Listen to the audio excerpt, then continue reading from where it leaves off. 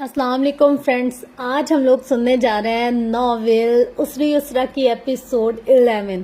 और यार क्या कोई कमाल का लिखा हुआ है हुस्ना हुसैन ने। मतलब हंस हंस के ना बंदे के पेट में दर्द हो जाता है। और लास्ट एपिसोड तो इतनी ज्यादा अच्छी थी ना, मतलब मुझसे पढ़ा नहीं जा रहा था, इतनी हंसी आ रही थी। उफ खुदा है फ्रेंड्स, अगर आपने इसको मिस कर दिया ना, सच में आपने बहुत कुछ मिस कर दिया। इस नॉवेल को मिस मत कीजिएगा अगर आप बहुत ज्यादा हंसना चाहते हैं। एक ना दर्दनाक भी है, रुलाने वाला भी है, तकलीफ वाला भी है और अच्छा भी है, दोनों पहलू इसके अंदर है। तो आप ना दुख अगर सुनना चाहें तो मैं कहती हूँ इससे ज्यादा शदीद क्या ही दुख होंगे। और अगर आप हंसना चाहें तो बहुत अच्छा लिखा हुआ है यार, सच में। मतलब दुख भरी जिंदगी में सुख भरी कहानी है ये। अच्छा, हर गम के साथ आसानी है, इस नॉवेल का जो मफहूम है ना, मतलब मुश्किल और आसानी, ये दो चीजों का कॉम्बिनेशन है। और इन्होंने लिखा भी इसी खूबसूरत ले में कि अगर जो हीरोइन है या जो नॉवेल की स्टोरी है उसमें कोई दुख चल रहा है तो उसके साथ हंसी मजाक सुख या फिर खुशी की बात होती है। तो इस तरीके से कर करके मतलब नॉवेल की एक जो शिद्दत थी ना, मतलब एकदम इंसान रो रहा होता था और आगे की पैरा पढ़कर थोड़ा सा हंसने लग जाता है या थोड़ा सा कंफर्टेबल फील करता है। तो हम लोग यहाँ पर पहुंच गए एपिसोड 11 पर। और इसकी राइटर जो है ना वो हुस्ना हुसैन है। बहुत अच्छा लिखा हुआ है नॉवेल उसरी उसरा। तो हम इसको स्टार्ट करते हैं।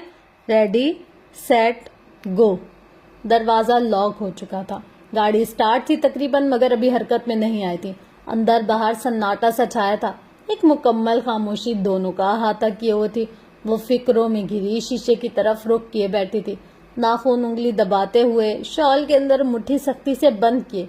क्या हाल है? बराबर में बैठे फारिस फैजान ने खामोशी तोड़ दी। मुझसे कोई बात मत करो। ये सवाल मैंने किसी और से भी पूछा है? जन्नत का चेहरा सुर्ख पड़ा। हमसे कोई बात मत करो।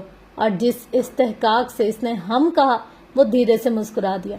अपनी किस्मत, अपना नसीब, इसे आज से पहले कभी इतना अच्छा नहीं लगा था, लेकिन मैं करना चाहता हूँ, इसने कहा। अदील अहमद की गाड़ी बराबर से गुजरकर आगे हुई तो इसने स्टीयरिंग व्हील पर गिरफ्त जमाए एक बार फिर रुख मोड़कर जन्नत को देखा। सीने पर बाजू बांधे वो खिड़की की तरफ रुख किए बैठी थी। चेहरा ओझलता, खफा आंखें बाहर कहीं तारीकियों से उलझ रही थी। तुमने मुझसे पूछा नहीं वो सरप्राइज क्या था जो मैं कराची से वापसी पर तुम्हें देना चाहता था? वो आहिस्तगी से गोया हुआ।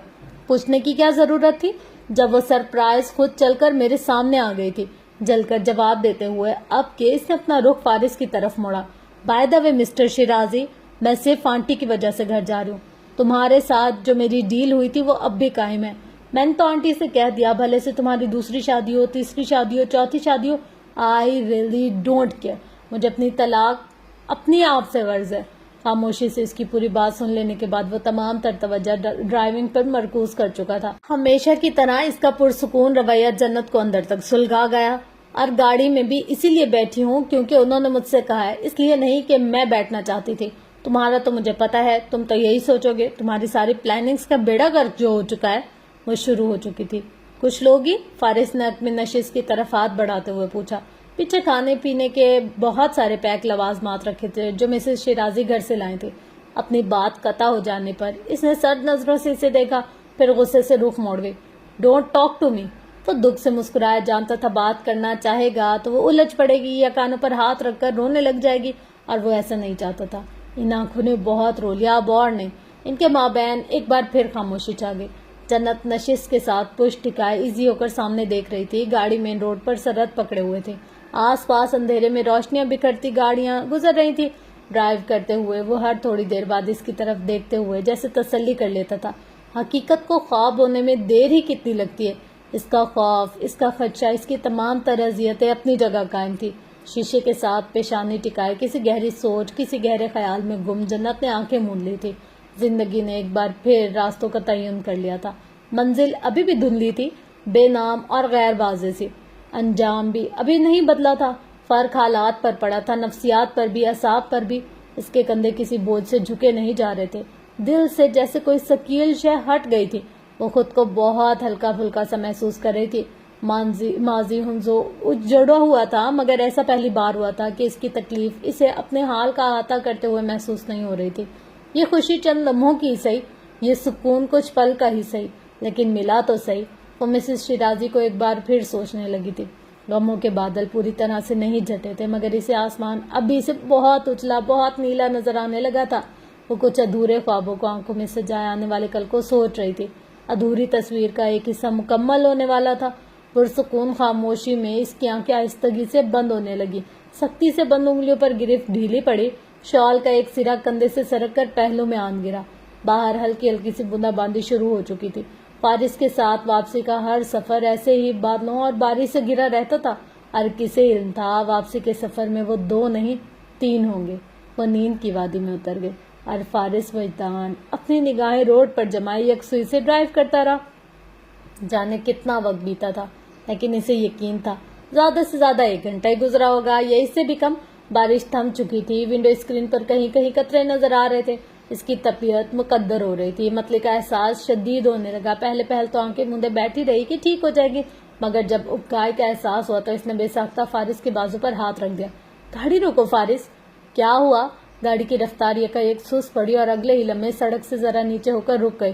وہ دروازہ کھول کر تیزی سے باہر نکل گئی۔ اندھیرے میں سڑک کنارے گھاس اور اونچے لمبے درختوں کے سامنے وہ پنجوں کے بل جھک گئی تھی۔ پانی کی بوتل اٹھائے فارس اس کے پیچھے باہر آ گیا۔ کھانستے ہوئے کہہ کرتی وہ اذیت میں لگی۔ وہ کچھ فکر مندی سے پیچھے کھڑا رہا۔ وہ اٹھ کر سیدھی ہوئی تو اس نے پانی کی بوتل بڑھائی۔ اس نے بوتل لے کر منہ ہاتھ دھو لیا۔ اس کی آنکھوں میں نمی تیر رہی تھی، سانس بھاری تھا۔ ہمت کر کے قدم اٹھانے لگی تو فارس نے ہاتھ آگے کیا، جو کہ بغیر کسی تردد کے اس نے تھام لیا۔ شاید اسے ڈر تھا وہ گر نہ جائے۔ کپ کپاتا ہوا سرد ہاتھ فارس کے ہاتھ میں دیے وہ پیسنجر سیٹ پر بیٹھی۔ Are you all right? وہ اس سے پوچھ رہا تھا۔ بھاری سانسوں کے ساتھ اس نے اس بات میں سر ہلا دیا۔ وجود پر ایک کپ کپی ستاری تھی۔ وہ اپنی سیٹ سنبھالے اب اس کی طرف پوری طرح متوجہ تھا۔ آنکھوں میں فکر تھی۔ موبائل ہولڈر میں استاد اس کے موبائل کی اسکرین یک روشن ہوئی۔ AR کے نام سے کال آ رہی تھی، چند ایک میسیجز کا نوٹیفیکیشن بھی۔ فارس نے کال ڈسکنیکٹ کر دی۔ پیچھے کہیں دور اور بہت دور کسی گاڑی کی ہیڈ لائٹ تاریک ہو رہی تھی۔ اب کی بار اس نے اجازت نہیں چاہی تھی۔ ہاتھ بڑھا کر عقبی نشست سے ڈنر باکس کھولا۔ پلاؤ، قیمہ، مٹر، فرائیڈ چکن، میٹھے میں کھیر، فروٹ رائفل بھی اس نے کھانے کو منگوائے کہ شاید اب وہ کچھ کھا لے۔ تم گھر سے اتنا کچھ لائے ہو؟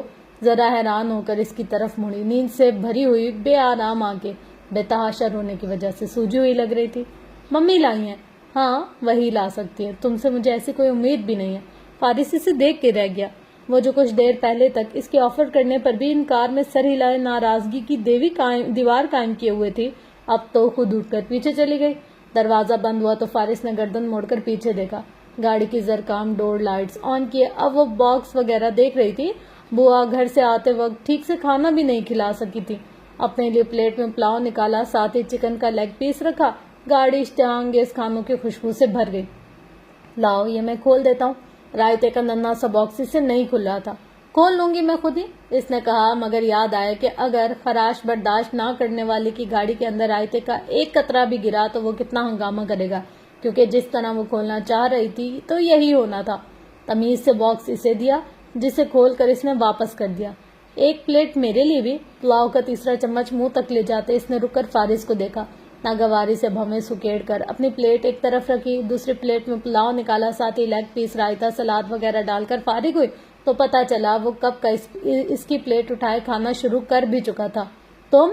لب بھینچ کر وہ اسے سخت سست کہنا چاہ رہی تھی مگر رک گئی۔ سمجھتا کیا تھا یہ خود کو؟ پانی چاہیے؟ فارس نے اپنی بوتل سے آدھا پانی پی کر بقیہ اس کی طرف بڑھایا۔ وہ اسے گھورتی ہوئے اپنی پلیٹ پر جھک گئی۔ تمہارا بچا ہوا نہیں چاہیے؟ اوکے، ویسے بھی یہ آخری ہے۔ اس نے بوتل دوبارہ لبوں سے لگانا چاہی۔ ادھر دو مجھے۔ غصے سے جھڑک کر بوتل کھینچی۔ مرچیں بھی تو لگ رہی تھی، شاید رائتے میں زیادہ ہی تھی۔ مسکراہٹ ضبط کرتے ہوئے وہ رخ بدل گیا۔ عقبی نشست پر آلتی پالتی مارے اب وہ کھانا کھا رہی تھی، بہت آرام اور تسلی سے۔ چہرہ کرب سے آری، آنکھیں درد سے خالی، لاپرواہ سا انداز، جیسے گاڑی میں اس کے ساتھ اور کوئی تھا ہی نہیں۔ اپنے آپ میں مگن، اپنے رزق سے انصاف کرتی۔ بیک ویو مرر اس پر ایڈجسٹ کیے وہ اس پر نگاہیں جمائے بیٹھا رہ گیا۔ 15 سال پہلے اپنی ساری خفگیاں، ناراضگیاں بلائے وہ اسے بہت خوش اخلاقی سے ویلکم کیا کرتی تھی۔ کیا وہ آج بھی ایسا کر پائے گی؟ نہیں۔ تبسم مٹ گیا۔ شاید نہیں۔ حزن ٹھہر گیا اور درد بڑھ گیا۔ اور صاف منزل میں کام کرتے ہوئے اس کا دوسرا مہینہ تھا، اور اس مختصر عرصے میں اس گھر کا نقشہ کس حد تک بدل چکا تھا۔ मिस्त्री मजदूर आज भी काम पर लगे हुए थे। निचली मंजिल पर सामने वाले 2 कमरे को रोगन किया जा रहा था।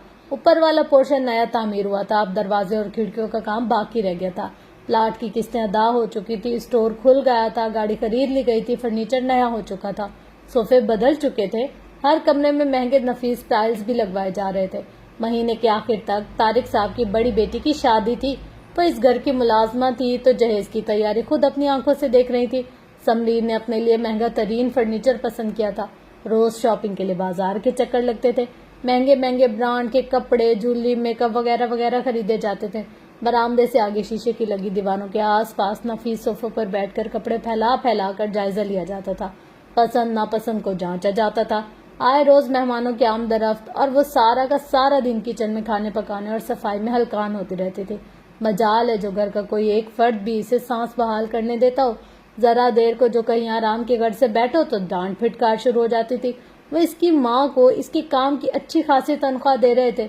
2 महीने तो इसने जैसे तैसे गुजार लिए, मगर इसकी माँ चाहती थी वो 1.5 साल तक यहाँ रहे ताकि बाप का अच्छे से इलाज भी हो जाए और जो कर्ज उन्होंने ले रखा है वो भी उतर जाए। इनकी दोस्त के तवज्जो से ये काम इसे मिला था, मगर घर के मकीन इसे इंसान कम काम वाली मशीन ज्यादा समझते थे। ऊपर से साल भर के बच्चे की जिम्मेदारी भी इसे सौंप रखी थी, जो घर से मुंसलिक अलग थलग स्टोर रूम नुमा कमरे में इसके साथ ही होता था। और हमेशा की तरह किचन में इंतहा की गर्मी बर्दाश्त करते, घर के आए मेहमानों के लिए मैंगो शेक बनाते। वो भूल चुकी थी पिछले 1.5 घंटे से गायब है वो बच्चा, और बच्चा कमरे में अकेला है। घर के मकीनों के पास तो इंतजाम था, मगर इसका स्टोर नुमा कमरा इस आसाइश से महरूम था। वो उजलत में ट्रे उठाए ड्राइंग रूम में गई, सबको जूस सर्व किया और इससे कबल के फिर कोई हुक्मनामा जारी होता, वो उजलत में कदम उठाती किचन के अकबी दरवाजे से अपने स्टोर रूम नुमा कमरे में आ गई। पसीने से शराबोर, गर्मी से निढाल बच्चा रो रो कर हलकान हो चुका था। इसे देखते ही हाथ उठा इसकी तरफ लपकने लगा। रूबी के दिल को कुछ हुआ, इसे बाजू में भरे किचन में ले आए। माफ कर दो यार, मैं तो भूल ही गई थी। ग्लास में ठंडा पानी डालकर इसके लबों से लगाया तो वो अपने नन्हे नन्हे हाथ ठंडे ग्लास पर जमाए यूं पानी पीने लगा जैसे सदियों का सा प्यासा हो। बाल माथे से चिपके हुए थे, चेहरा नाक आंखें गुलाबी हो रही थी। वो इतना प्यारा था कि दिल चाहता था देखते ही जाओ, मगर इस प्यारे से बच्चे की किस्मत कितनी खराब थी। बाप मर चुका था, माँ इसे भाइयों के दर पर छोड़कर गई थी, तो फिर पलट कर खबर ना ली। रशीदा से इसने सुना था वो सिर्फ अपनी माँ की फौतगी पर आई थी, और इसके बाद इसने भूले से भी इस घर का रुख नहीं किया। ये इतनी बड़ी गाड़ी में बैठ के आई थी, तदफीन के बाद कुछ ही देर ही निकल गई। वो काउंटर के पास इसीलिए खड़ी थी। समरीन अपने कमरे की सफाई का हुक्म देने आई तो बच्चे को इसके हमरा किचन में देखकर सीख पाओगे। कितनी बार कहा इसे घर में मत लाया करो। बीबी जी, बिजली कब की गई हुई है, कमरे में बड़ी गर्मी है। वो नागवारी से एक नजर बच्चे को देखती इसे अपने कमरे की सफाई का ऑर्डर देकर चली गई थी। वो इसे बाजुओं में उठाए समरीन के कमरे में आ गई। बच्चे को एक जगह बिठाया। अब यहाँ से मत हिलो, मेरे को काम करने दो। बच्चे ने इसे मासूम आंखों से देखा और अपनी जगह बैठा रहा। टूटी हुई खिलौना कार जो इसकी गोद में रखी थी इसे झंझोड़ता हिलाता। वो हमेशा की तरह बहुत खामोश और पुरसुकून था। असाफ मंजिल में जब वो नई नई आई थी, इसके लिए मुकम्मल अनजान थी, तो तब भी जब इसने उठाया था तो वो बहुत आराम से अपने बाजू खुद से उठाए इसकी गोद में आ गया था। वो रात को सोते में भी बिल्कुल तंग नहीं करता था। अक्सर रात में आंख खुलती तो वो बराबर में लेटा हुआ, आंखें खुली होती थी और इसके दुपट्टे का सिरा मुंह में। बड़ा अमीर चचा है बच्चे का, महीने के महीने पैसे भेजता है। रशीदा ने यह भी बताया था। लाख तो देता होगा वो तेरे तारिक साहब को। वह हैरान होकर इसे देखने लगी थी। सगा चचा बच्चे को अपने पास भी तो रख सकता था। यहाँ आता है क्या वो? अरे नहीं, कभी नहीं आया। तुझसे पहले जो सलीमा अम्माई थी ना, इसने बताया था बैंक से पैसे भेजता है, ढेर सारे होते हैं। तूने देखा नहीं कैसे अमीर हो गए हैं ये सब। लाट भी ले लिया है, कह रहे हैं समरीन की शादी बड़े हाल में करेंगे। बेडशीट बदलते, किताबें समेट कर रैक में रखते और फिर कपड़े से फर्नीचर और ड्रेसिंग टेबल और आईना रगड़कर साफ करते। वो इसी तरफ देखते हुए तसल्ली कर लेती थी। सुरमई निकर और मलकजे रंग की पुरानी शर्ट में वो बच्चा वहीं बैठा था जहाँ वो इसे बिठाकर आई थी। कभी इसे लगता वो इसकी बोली समझता है, इसका कहाँ मानता है। भला इतने छोटे बच्चे में इतनी समझ कैसे हो सकती है कि वो किसी आम सी रूबी की बात माने, जिसकी सगी माँ इसे यहाँ काम पर लगाकर घर के खर्चे पूरे कर रही थी। वो सोने से पहले पता नहीं कितनी बातें इससे करती थी। गाल छू कर थोड़ी हिलाकर हंसाती तो वो हंस पड़ता। नीचे के 2 खाने के नन्हे मोती जैसे दांत नुमाया होते। वो इसे सारा दिन इसी कमरे में छोड़कर घर भर के काम निपटाती रहती और भाग भाग इसे भी देखने आ जाती। کبھی وہ رو رو کر نڈھال ہو چکا ہوتا اور کبھی اس کی دی گئی اشیاء سے کھیلتا مکمل پرسکون، چیزوں کو پکڑ پکڑ کر اٹھ جاتا، چھوٹے چھوٹے قدم بھی اٹھا لیتا۔ کمرے میں نقصان دہ کوئی شے نہ تھی، صرف ایک چارپائی اور بند سنگل الماری، وہ سیدھا سا قالین، اور بس اس لیے اسے مکمل اطمینان رہتا کہ وہ ٹھیک ہوگا۔ پنکھا چلائے وہ صفائی میں مگن تھی۔ بڑی بیوی نے کمرے میں اسے اور بچے کو دیکھا تو سیکھ پاؤ گے، اچھی خاصی جھاڑ پلانے کے بعد ایک عدد تھپڑ بھی جڑ دیا۔ آخر اس کی جرت کیسے ہوئی تھی کہ اس نے سمرین کے کمرے کا پنکھا چلا دیا تھا اور بچے کو بھی لے آئی تھی، وہ بچہ جس کے پیسوں سے پورا گھر چل رہا تھا۔ گال رہ رہ کر دہکتا رہا۔ بجلی آئی تو اسے ایک بار پھر کمرے میں تنہا چھوڑ آئی۔ وہ کھیلتے کھیلتے کارپیٹ پر بھوکا سو گیا۔ شام میں فیڈر بنا کر آئی، جگا کر منہ سے لگایا تو سکون سے دودھ پیتے وہ اس کے پرانے سے پھٹے ہوئے دوپٹے کا کونا اپنی ننھی منھی انگلی میں دبانے لگا اور وہ رونے لگی۔ پتہ نہیں تیرا چچا کیسا انسان ہے، اس جہنم میں جھونک کے پیسے بھیجے جا رہے۔ باہر کا حبس شدید تھا، بجلی پھر سے غائب تھی۔ کمرے کا دروازہ بند کر کے تمام کھڑکیاں کھولے وہ اپنی چارپائی پر بیٹھ گئے۔ بچہ خالی فیڈر منہ سے لگائے آنکھیں بند کر چکا تھا۔ وہ کھڑکی کی جیل جیسی سلاخوں سے باہر دیکھ رہی تھی۔ ہو سکتا ہے بچے کے چچا کو گھر کے مکینوں کے رویے کی بالکل بھی خبر نہ ہو سکتا ہے اسے لگتا ہو وہ پیسے بھیج رہا ہے تو اس کے سگے ماموں اس کا بہت خیال رکھتے ہوں گے۔ ننھے ہاتھ کی انگلیوں میں اپنی انگشت دیے وہ اس کی بند آنکھوں کو دیکھتے ہوئے کچھ سوچ رہی تھی اور اپنی اس سوچ پر عمل کرنے کا حتمی فیصلہ بھی کر چکی تھی۔ موبائل پر فارس کا میسج موصول ہوا تھا۔ جنت اپنی بوا کے پاس تھی اور وہ اسے واپس لا رہا تھا۔ میسج پڑھتے ہی سائرہ جائے نماز پر تسبیح لیے بے ساختہ سجدے میں گر گئی۔ یہ سجدہ شکر تھا، پلٹنے کے لیے، سمٹنے کے لیے اور بدلنے کے لیے تھا۔ وہ اپنا احتساب کر رہی تھی، ایک یتیم بچی کے لیے ان سے بھول ہوئی تھی۔ انہیں وہ وقت اچھی طرح سے یاد تھا جب بیماری کے دنوں میں ان کے والد نے انہیں فون کر کے اپنے گھر بلایا تھا۔ اپنے پاس بٹھا کر انہوں نے جنت کمال کے متعلق وصیت کرتے ہوئے اپنے کوئٹہ والے مکان کے کاغذات کے ساتھ ساتھ ایک بند لفافہ ان کے ہاتھ میں پکڑا دیا تھا۔ اگر کبھی خاندان میں جنت کی زندگی تنگ ہو جائے تو اسے کھول لینا۔ وہ لفافہ اگلے 5 سالوں تک ان کی الماری میں محفوظ اور بند پڑا رہا۔ اس لفافے کو کھولنے کا خیال انہیں پورے 5 سال بعد اس وقت آیا جب برہان اسے طلاق دے چکا تھا اور نفیسہ وفات پا چکی تھی۔ سگے چچا نے جنت پر تسلط جما لیا تھا اور وہ اس کے رشتہ زمان سفتر کے ساتھ طے کرے تھے۔ وہ جنت کے ہر معاملے میں خود کو قطعی بے بس تصور کرتی تھی، سو انہیں ایک یہی حل نظر آیا۔ بند لفافے میں ایک کاغذ تھا جس پر جمیلہ داؤد شیرازی کا نام اور شیرازی مینشن کا ایڈریس لکھا تھا۔ نیچے کہیں شیرازی انٹرپرائزز کا فون نمبر بھی تھا۔ سنہری حروف کا ایک قیمتی بزنس کارڈ جو یقیناً قریبی ساتھیوں کو عطا کیا جاتا ہے، اور چند دعوت نامے۔ ان میں ایک دعوت نامہ کسی حماد شیرازی کی سالگرہ کا تھا۔ اگلے کئی لمحوں تک وہ انہیں ہاتھ میں لیے بیٹھی رہ گئی۔ شیرازی خاندان کے ساتھ ڈاکٹر مصطفیٰ کے تعلقات کتنے درینہ اور گہرے رہے تھے اس کا اندازہ ان کارڈ سے بخوبی ہو رہا تھا۔ چونکہ شیرازی خاندان ایک نامور خاندان تھا، سو اس ایک لمحے میں کئی خبریں، کئی قصے اور کئی باتیں ان کے ذہن میں گھوم گئی تھی۔ لفافے میں ایک چھوٹا سا کاغذ تھا جس میں جمیلہ داؤد کے نام ایک تحریر لکھی تھی۔ میری نواسی جنت کمال اب آپ کی امانت ہے۔ مختصر سی عبارت، مزید کوئی حوالہ، کسی طرح کا کوئی اشارہ نہ تھا۔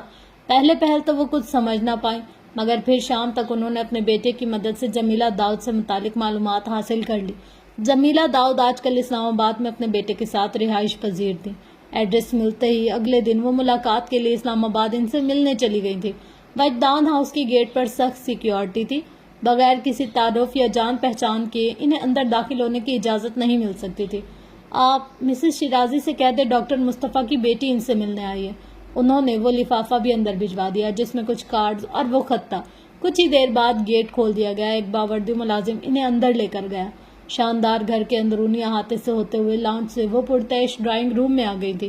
سامنے ایک سوبر سی خوبصورت خاتون ویل چیئر پر آتش دان کے سامنے بیٹھی تھی، کارڈ ہاتھ میں لیے، کچھ حیرت، کچھ تڑپ اور کچھ صدمے سے انہیں دیکھتے ہوئے۔ ڈاکٹر مصطفیٰ! انہیں یوں لگا جیسے یہ نام ان خاتون کے اندر ایک زندگی دوڑا گیا ہو۔ رسمی تعارف کے بعد انہوں نے جنت کمال کا ذکر چھیڑ دیا، وہ بچی جسے ڈاکٹر مصطفیٰ نے پالا تھا۔ وہ طلاق اور ماں کی وفات کے بعد سخت ترین حالات سے گزر رہی تھی۔ ان کے لہجے اور انداز سے بے بسی جھلکتی تھی، جیسے وہ جنت کے لیے کچھ بھی کرنے کی صلاحیت نہ رکھتی ہوں۔ وہ ان کے پاس صرف اس لیے آئی تھی کیونکہ خط میں ان کا نام لکھا تھا۔ جمیلہ داؤد شیرازی نے پوری بات بہت خاموشی اور توجہ سے سنی تھی۔ کچھ دیر تک وہ خاموش نہیں، پھر جیسے انہوں نے بغیر کسی تردد کے جنت کمال کا رشتہ مانگ لیا۔ سائرہ اپنی جگہ بالکل خاموش اور ساکت بیٹھی رہ گئی۔ وہ اس لیے یہاں نہیں آئی تھی، یہ سوچ تو ہرگز نہیں آئی تھی، اور جس نوجوان کے لیے وہ خاتون رشتہ مانگ رہی تھی وہ نوجوان تو اس کا دماغ معاف ہوا۔ کتنی دیر تک وہ کچھ کہہ نہ سکی۔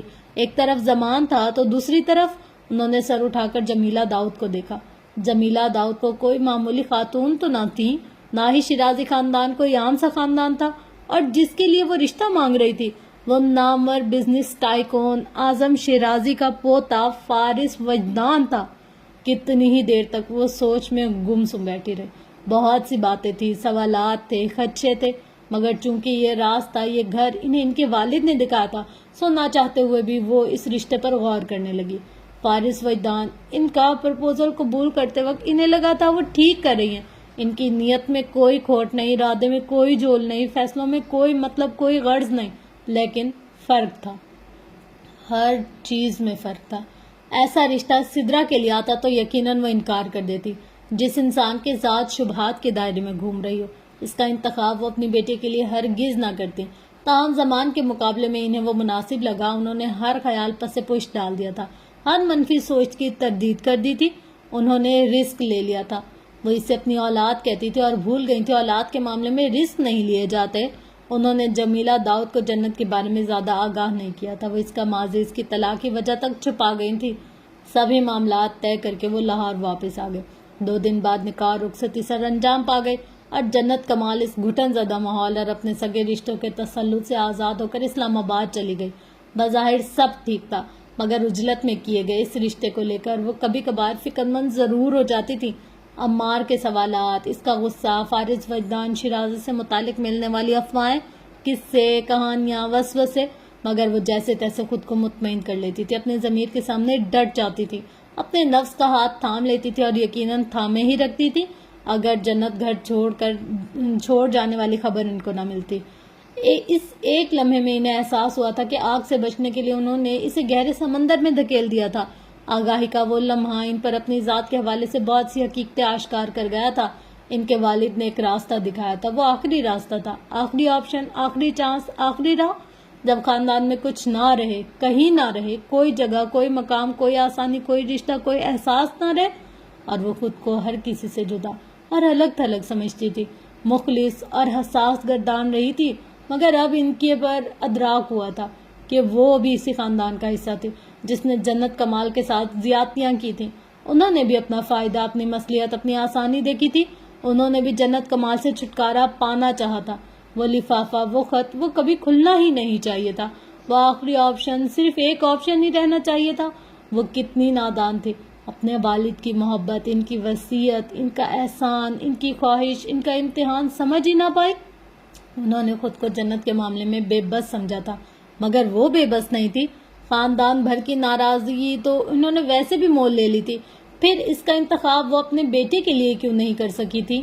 اگر وہ واقعی رحم دل اور حساس تھی تو جنت کمال کی جگہ ان کے اپنے گھر میں، ان کی اپنی اولاد کی زندگی میں کیوں نہیں بن پائی تھی؟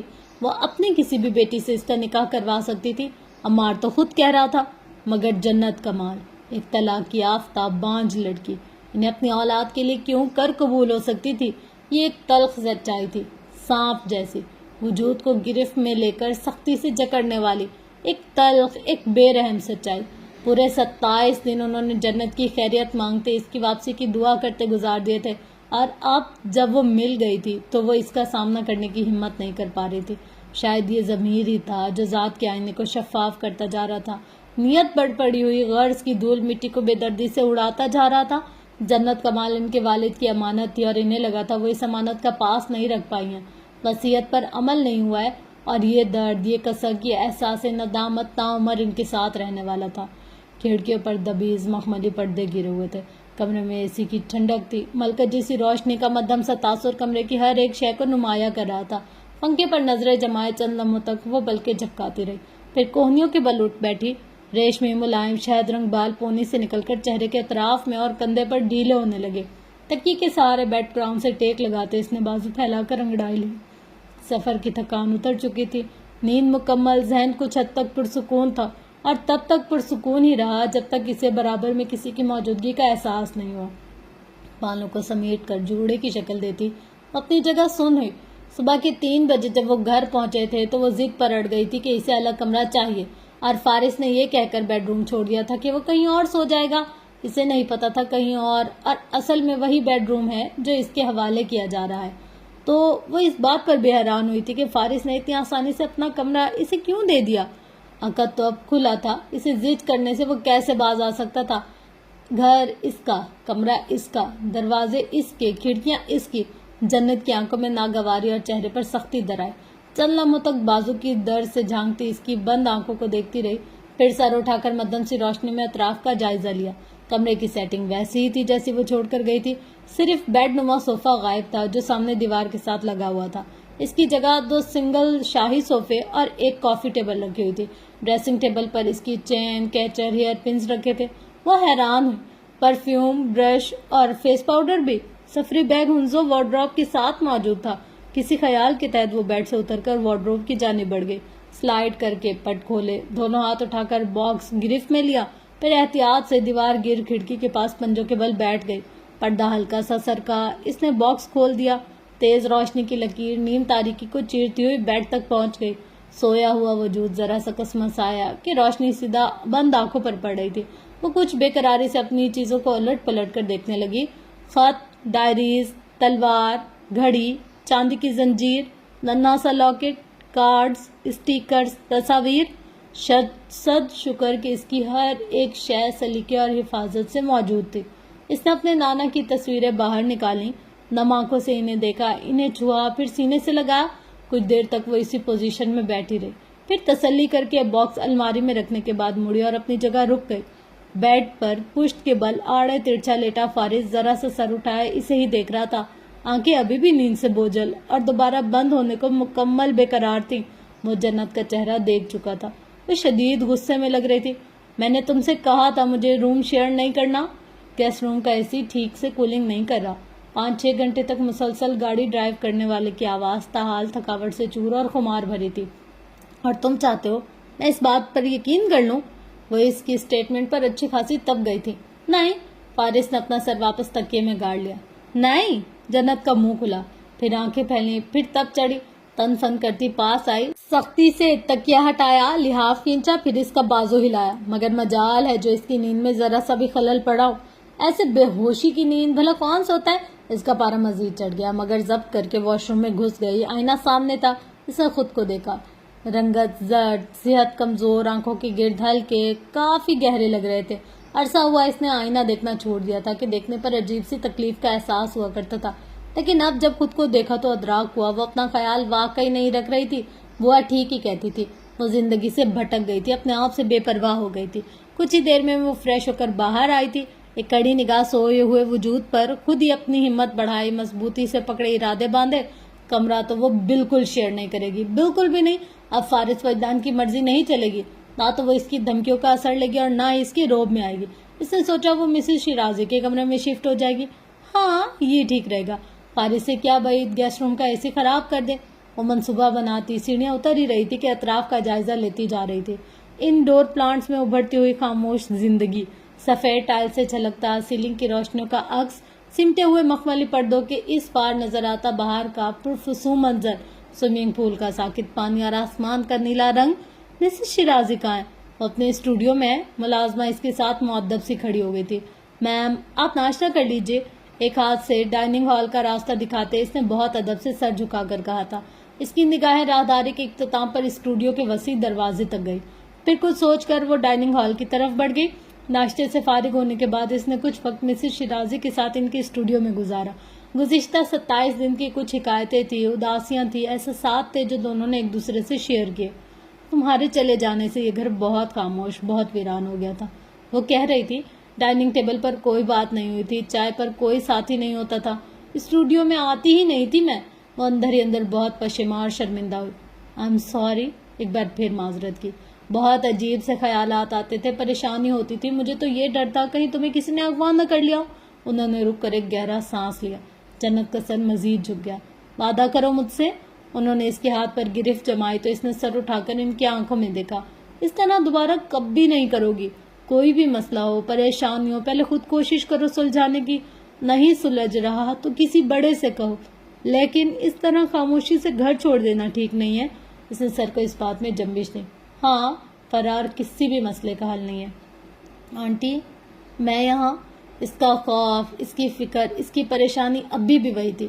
ڈیلیوری کے بعد جیسا تم چاہو گی ویسا ہی ہوگا، فی الحال کچھ مت سوچو۔ گال پر ہاتھ رکھ کر سمجھائے، اپنی صحت کا خیال رکھو، بہت کمزور ہو گئی ہو۔ سامنے ایک کینوس پر ان کی پینٹنگ ادھوری تھی، پھولوں کی چند پنکھڑیاں رنگین تو چند بے رنگ سی تھی۔ اتنے دنوں تک انہوں نے رنگوں کو ہاتھ تک نہیں لگایا تھا۔ اسے دکھ ہوا، اٹھ کر کینوس اسٹینڈ ان کے سامنے رکھا، کلر ٹیوبز، پیلیٹس اور ڈھیر سارے برشز ٹیبل پر اکٹھے کیے۔ یہ ایسے نامکمل سی بالکل اچھی نہیں لگ رہی، اس نے کہا۔ وہ مسکرائے۔ تو یہ طے تھا اس پینٹنگ نے پورے 1 ماہ بعد مکمل ہونا ہی ہے۔ اس نے چونک کر انہیں دیکھا، آنکھوں میں ایک چمک لیے وہ بھی اسے ہی دیکھ رہی تھی۔ جس طرح ہم اپنے اختیار میں آئی ہوئی چیزوں کے لیے وقت مقرر کرتے ہیں، بالکل اسی طرح جس کے اختیار میں ہم ہیں وہ ہمارے لیے کرتا ہے، ہمیں صرف اس پر بھروسہ رکھنا ہوتا ہے۔ وہ کلر پیلیٹ پر رنگ پھیلانے لگی۔ میں نے تمہارا ریسرچ ورک پڑھا تھا، تم نے کافی محنت کر کے بہت اچھی طرح سے آیت کو سمجھا۔ جنت کی آنکھوں میں نمی سی تیر گئی۔ اپنے لیے امید ڈھونڈی، اپنے لیے یقین ڈھونڈا، اللہ کی قدرت، اس کی حکمت، اس کے ارادوں پر بھروسہ کیا۔ آنسو پلکوں میں شگاف ڈالتے ہوئے اس کے گال پر پھسلے۔ دل غم سے، درد سے بھر گیا۔ مسز شیرازی کی نظر اس پر پڑی تو پریشان ہو گئی۔ کیا ہوا بیٹا، تم ٹھیک ہو؟ وہ ان کے پاس آئی، ان کے سامنے پنجوں کے بل بیٹھ گئے، ان کے گھٹنوں پر ہاتھ رکھے کچھ دیر تک بیٹھی رہی۔ میں 5 سال تک بے اولاد رہی، میں نے 5 سال تک اس بات پر یقین رکھا کہ میں بانجھ ہوں۔ 5 سالوں تک میں نے، اس کی آواز بھیگی، لب کپ کپائے۔ مسز شیرازی اسے دکھ سے دیکھ کر رہ گئی۔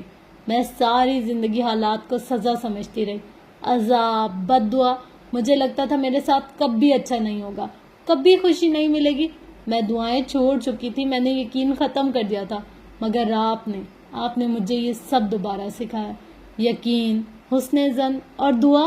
اور پھر اللہ نے میری سنی، اللہ نے آپ کی سنی، اللہ نے آپ کو سبب بنایا تاکہ میں اس اذیت سے نکل سکوں۔ بہت عرصے تک روتی رہنے والی آنکھیں ایک بار پھر نم ہوئیں۔ خوشی اور غم کی ملی جلی کیفیت لیے دل پھر سے رو رہا تھا۔ میری طرف دیکھو، انہوں نے کلر پیلیٹ رکھ کر اس کا ہاتھ تھاما۔ اندر ہی اندر جب ہم ٹوٹ کر بکھرتے ہیں تو سب سے پہلا خیال ہمیں اللہ کا ہی آتا ہے، مگر ہمیں یہ سمجھ نہیں آ رہا ہوتا کہ اب خود کو سمیٹ کر جوڑنا کیسے ہے اور زندگی کا سفر نئے سرے سے شروع کیسے کرنا ہے۔ اس صورت میں قرآن کی آیت ہمیں زندگی سے جڑنا اور سنبھلنا سکھاتی ہے، یہ ہمارے اندر مثبت سوچ پیدا کرتی ہے۔ کسی مایوس کی چوٹ پر امید کا کون سا مرہم رکھنا ہے اور کیسے رکھنا ہے، یہ قرآن ہمیں بتاتا ہے۔ انہوں نے اس کے آنسو پوچھے۔ ہم سب انسان ہیں، ہم سب ٹوٹتے ہیں، ہم سب بکھرتے ہیں، مگر ہم میں سے کامیاب وہ ہے جس نے خود کو سمیٹ کر سنبھالا اور اٹھ کھڑا ہوا، کامل عزم اور یقین کے ساتھ۔ وہ انہیں دیکھ رہی تھی اور انہیں سن بھی رہی تھی، وہ انہیں سمجھ رہی تھی۔ لوگ یہ بات نہیں سمجھتے، یہ شاید سمجھنا نہیں چاہتے، لیکن ایک ہماری پلاننگ ہوتی ہے اور ایک اللہ کی ہوتی ہے۔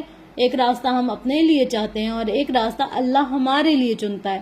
ہمارے لیے کہاں کتنی خیر اور کتنا شر ہے، اللہ یہ دیکھ کر فیصلہ کرتا ہے تاکہ وہ ہمیں بڑی سے بڑی تکلیف سے بچا سکے اور ہمیں ہمارے صبر کے بدلے کچھ بہترین عطا کر سکے۔ یکایک ان کے موبائل بجنے لگا۔ اپنے آنسو صاف کرتے ہوئے وہ اٹھ کھڑی ہوئی، سائڈ ٹیبل سے موبائل اٹھا کر انہیں دیا۔ جب تک وہ بات کرتی رہی وہ اسٹوڈیو میں یہاں وہاں ٹہلتی پینٹنگز دیکھتی رہی۔ فارس کا باکس الماری کے اوپر خانے میں موجود نہیں تھا۔ وہ دیکھ کر لمحہ بھر کے لیے چونکی، پھر کچھ یاد آنے پر مسز شیرازی کی طرف مڑی۔ آنٹی، وہ بات ختم کر چکی تھی، موبائل رکھ کر متوجہ ہوئی۔ جی بیٹا، آپ لوگوں کو کیسے پتا چلا کہ میں بوا کے پاس ہوں؟ یہ سوال وہ فارس سے نہیں پوچھنا چاہتی تھی۔ اقصیٰ نے بتایا تھا، میرے خیال سے تم بوا کے بیٹے کے گھر گئی تھی شاید۔ اقصیٰ، جنت کا منہ کھلا رہ گیا، شوق کی سی کیفیت ہو گئی۔ پھر کہنے کا ارادہ ترک کرتے ہوئے وہ اپنے سے معذرت چاہتی ہوئی باہر آ گئی۔ سماعت پر یقین نہیں آ رہا تھا کہ اقصیٰ اس طرح کوئی بات فارس کو بتا سکتی ہے۔ اس کے سامنے تو کئی وعدے کیے تھے، اس نے قسمیں کھائی تھی۔ تن فن کرتی وہ اقصیٰ کے سر پر پہنچ گئی۔ میں نے کہا تھا میرا ہر راز تمہارے ساتھ قبر تک جانا چاہیے۔ اقصیٰ روان سے ہوئی۔ اب وہ مالکن کو کیسے سمجھاتی کہ اتنی سی عمر میں وہ قبر میں نہیں اترنا چاہتی تھی۔ تم سے ایک چھوٹی سی بات نہیں چھپائی گئی اقصیٰ؟ جنت آپ ہی پلیز معاف کر دیں۔ اس نے باقاعدہ ہاتھ جوڑ دیے۔ آئندہ کبھی بھی نہیں بتاؤں گی، کچھ بھی نہیں بتاؤں گی، بھلے سے فارس بھائی مجھے پھانسی پر چڑھا دے، بالکل بھی زبان نہیں کھولوں گی۔ تم نے میرا دل، میرا مان، میرا بھروسہ توڑا ہے اقصیٰ۔ جنت حد سے زیادہ جذباتی ہوئی۔ اقصیٰ کو رونا آیا۔ آپ ہی انہیں پتا تھا پہلے سے، وہ جانتے تھے آپ وہاں گئی ہیں، مجھے تو بس وہ کنفرم کرنے کے لیے لے گئے تھے، وضاحتیں دینے لگی۔ جنت کا غصہ کسی صورت کم نہ ہوا۔ مجھے تم سے یہ امید نہیں تھی، بالکل بھی امید نہیں تھی۔ نفے میں سر ہلاتی گئی وہ۔ آپی، اور کیا بتایا تم نے اپنے فارغ صاحب کو؟ ڈانٹ کر پوچھا۔ بس وہ ایک ذرا سی بات بتائی تھی، اس نے ڈر کر اعتراف کیا۔ جنت کا دل زور سے دھڑکا۔ اور کون سا راز فاش ہو گیا تھا اس کا؟ کیا بتایا؟ خشک ہونٹوں کو تر کر کے پوچھا۔ یہی کہ جب ہم پارک گئے تھے تو آپ روتی رہی اور آپ نے کہا باڑ میں جائے فارس وجدان۔ جنت پل کے جھپکانا بھول گئی، جس رخ کھڑی تھی، جس انداز میں کھڑی تھی، کھڑی رہ گئی۔ دماغ نے سمجھا اسٹیٹمنٹ کمال کی تھی، سو دل میں سکون اتر گیا۔ یکا یک فضا اچھی ہو گئی، موڈ اچھا ہو گیا۔ ایسے راز تو بالکل فاش ہونے چاہیے، لیکن اکثر کی بات ابھی ختم نہیں ہوئی تھی۔ اور جب ہم مال گئے تھے تو آپ نے ان کے لیے گفٹ خریدا تھا اور نیلے رنگ کے بڑے بڑے دل والا کارڈ بھی بنوایا تھا، اور اس پر آپ نے لکھوایا تھا لو یو مائی ڈیئرسٹ فارس وجدان۔ جنت بھوچکا سی اسے دیکھ کر رہ گئی۔ یہ کب ہوا تھا؟ کیسے ہوا تھا؟ اس نے کب لکھوایا یہ جملہ؟ کب کارڈ بنوائے؟ کب گفٹ خریدا؟ وہ ہکا بکا کھڑی رہ گئی۔ وہ اس دن شام میں مال گئے تھے ہم، اکثر نے گھبرا کر یاد دلایا، جب آپ نے وہ سیاہ رنگ کا سوٹ پہنا تھا اور آپ کے جوتے کا اسٹرپ ٹوٹا ہوا تھا۔ دماغ پر منظر تازہ ہوا اور جنت کا دل چاہا زمین پھٹے اور وہ اس میں سما جائے، لیکن زمین میں سمانے سے پہلے اکثر کا گلا دبانا ضروری تھا۔ آپ ہی معاف کر دیں۔ اسے اپنی طرف لپکتا دیکھ کر وہ سرخ اینٹوں کی کیاری پر چڑھ گئی۔ اوپر کہیں بالکنی کا دروازہ سلائیڈ ہوا، گہری سانس لے کر بالوں میں ہاتھ پھیرا گیا، پھر ریلنگ پر کوہنیاں جمائے اطراف کا جائزہ لینے کی کوشش کی گئی، اور تب ہی نگاہ لان کے اس حصے پر ٹھہر گئی جہاں جنت کمال اکثر کے ساتھ موجود تھی۔ آواز تو نہیں آ رہی تھی، مگر انداز سے واضح تھا لڑائی ہو رہی ہے۔ اکثر تم؟ اف میرے اللہ، کیا کروں اب میں تمہارا؟ وہ سر پکڑ کر دبی آواز میں چلائے۔ تو کیا نہیں لکھوایا تھا؟ اس نے رندھی ہوئی آواز میں دہائی دی۔ وہ فارس کے لیے نہیں تھا، اسے رونا آ رہا تھا۔ میں نے زید کے لیے کارڈ بنوایا تھا۔ تم نے دیکھا تھا فارس کا نام لکھا ہوا؟ ہاں۔ نفی میں سر ہلاتے اکثر نے انگلیاں منہ میں دابی۔ لیکن وہ میں سمجھی کہ آپ نے ان کے لیے؟ تمہارے فارس صاحب ریموٹ کنٹرول کار سے کھیلتے ہیں؟ وہ بھننا آئی۔ مجھے لگا وہ ڈیکوریشن پیس ہے ان کی اسٹڈی کے لیے۔ اکثر کے پسینے چھوٹ رہے تھے۔ تم خود سے کیا کیا مفروضے گھڑتی رہی ہو اکثر؟ اسے جی بھر کر رونا آیا تھا۔ اب وہ کیا سمجھتا رہا ہوگا اس کا، کہ میں اس کی محبت میں مری جا رہی تھی، کارڈ لکھواتی پھر رہی تھی۔ آپ ہی مسکین سی صورت بنا کر اکثر نے کان پکڑے۔ آئندہ نہیں بتاؤں گی، آئندہ تو میں تمہیں کچھ بتاؤں گی بھی نہیں۔ تم فارس کی جاسوسا، صرف اس کی ساتھ ہی سنسیئر ہو۔ وہ غصے سے پلٹ گئی۔ اکثر نے آنکھیں پھاڑ کر مالکن کو دیکھا۔ لقب اچھا تھا، فارس کی جاسوسا، لیکن مالکن زیادہ اہم تھی، فوراً سے اس کے پیچھے بھاگی۔ آپ ہی معاف کر دے پلیز۔ صدر دروازے کے پاس رک کر جنت جھٹکے سے اس کی طرف مڑی، ہاتھ اٹھا کر اسے روکا۔ سب ختم۔ اقصیٰ کے سینے پر ہاتھ پڑا، کندھے جھک گئے، شکل رونی ہو گئی۔ جنت اندر چلی گئی، مسکین سی صورت بنائے اقصیٰ وہیں کھڑی رہ گئی۔ وہ کمرے میں آئی تو فارس موجود نہیں تھا۔ اٹیچ باتھ روم سے پانی گرنے کی آوازیں آنی تھی۔ اس نے بیڈ سائڈ ٹیبلز کی تلاشی لے کر اپنا موبائل اٹھایا اور نیچے آ گئے۔ کچن کاؤنٹر ٹیبل پر بیٹھتے ہوئے موبائل آن کیا، مسڈ کالز کے کافی نوٹیفیکیشن تھے۔ گیلری بالکل صاف تھی۔ ادینہ زبیر کی طرف سے واٹس ایپ پر موصول ہونے والی تصاویر اور میسیجز مٹائے جا چکے تھے۔ وہ فارس کی اس حرکت پر لب بھینچ کر رہ گئے۔ بے شمار اندیکھے میسیجز آئمہ کی طرف سے منتظر تھے، سائرہ خالہ اور سدرا کے میسیجز بھی تھے۔ اس نے مسز لغاری کے واٹس ایپ چیٹ کھولی، نیچے سے اوپر تک اسکرول کرتی گئی۔ کتنے گڈ مارننگ، کتنے گڈ نائٹ کی عبارتیں تھی، سوال تھے، پھول اور رنگ برنگے دل تھے، ریکارڈنگز تھی۔ وہ ایک ایک کر کے سنتی گئی۔ زید کی باتیں، اس کے قصے، دوستوں کی لڑائی، اپنی ننھی بہن کی شرارتیں، ماں سے ناراضگی اور فارس کی شکایتیں تو اتنی تھیں کہ بس وہ سنتی گئی اور حیران ہوتی گئی کہ اس کی طرف سے اوکے فائن ڈونٹ وری جیسے مختصر میسیجز بھی بھیجے گئے تھے۔ آخری ریکارڈنگز میں وہ منگنی کی انگوٹھی کے بارے میں پوچھ رہا تھا۔ ایک نیلے رنگ کی تھی اور دوسری گلابی رنگ کی۔ فارس نے گلابی رنگ والی انگوٹھی کو ڈن کر کے وہ نمبر بلاک کیا ہوا تھا اور وہ اپنی جگہ ششود سی بیٹھی تھی۔ سمجھتا کیا یہ خود کو؟ تڑپ کر نمبر ان بلاک کیا، زید کو ریکارڈنگ بھیجی، شکریہ ادا کیا، معذرت بھی کی کہ وہ اس سے بات نہیں کر سکی، پھر آئمہ کے میسیجز کا جواب دیا۔ اسی وقت اس کی کال آ گئی۔ او مائی گاڈ جنت، تم کہاں سے زندہ ہو گئی؟ وہ خفیف سا ہنس دی۔ فارس بھائی نے بتایا تھا تم اپنے میکے گئی ہوئی ہو۔ ہاں، وہ میں خالہ کی طرف تھی، کھنگار کر کہا، ساتھ ہی گلے میں پانی اونڈیلا۔ مجھے تو پورا شک تھا لڑ کر گئی ہوگی، اس لیے فارس بھائی اداس پھر رہے تھے۔ پانی پیتے ہوئے جنت کو زور کا اچھو لگا، کھانستے ہوئے گلاس ٹیبل پر رکھا۔ اداس پھر رہے تھے؟ صدمہ! مسئلہ ہو گیا کیا؟ آئمہ کی آواز میں شرارت تھی۔ مسئلہ تو کوئی نہیں تھا، وہ گھبرائی۔ او کم آن جنت، شاید تم بھول رہی ہو، میری ایک عدد بھابھی بھی ہیں، اور وہ جب بھی میکے جاتی ہیں 1 ہفتے سے زیادہ نہیں رہتی۔ بھائی پہنچ جاتے لینے، لیکن ایک بار جب ان دونوں کی لڑائی ہو گئی تو بھابھی پورا مہینہ میکے نہیں تھی، وہ بتاتے ہوئے ہنسی۔ اور جنت نے بے ساختہ اپنی پیشانی کو چھوا۔ یہ آئمہ کتنی پہنچی ہوئی چیز تھی۔ ہاں مگر ایسا نہیں تھا۔ پھر تمہارا موبائل کیوں آف تھا؟ میسج کے جواب کیوں نہیں دیے تم نے؟ وہ دراصل وہ صحیح معنوں میں پھنس گئی تھی۔ دوسری طرف آئمہ آنکھوں میں شرارت لیے بیٹھی تھی۔ اچھا چھوڑو، اسے جیسے ترس آ گیا۔ میں تمہاری نند بھی تو ہوں، کسی معاملے میں میری ہیلپ چاہیے ہو تو میں حاضر ہوں۔ میں تو اپنی بھابھی کا پورا ساتھ دیتی ہوں، ناراض ہو کر جب میکے جاتے ہیں تو ان کی تیاری میں خود کرواتی ہوں، بھائی کی ساری خبریں بھی میں پہنچاتی ہوں، کہاں سے آ رہے ہیں اب کہاں جا رہے ہیں، کیا کھا رہے ہیں، کتنے اداس ہیں یا کتنے خوش نظر آ رہے ہیں، سب۔ تمہارا کوئی علاج نہیں ہے، جنت ہنستی۔ آئمہ کو بات کر کے اچھا لگا تھا، عجیب سی انسیت ہوئی تھی اسے جنت سے۔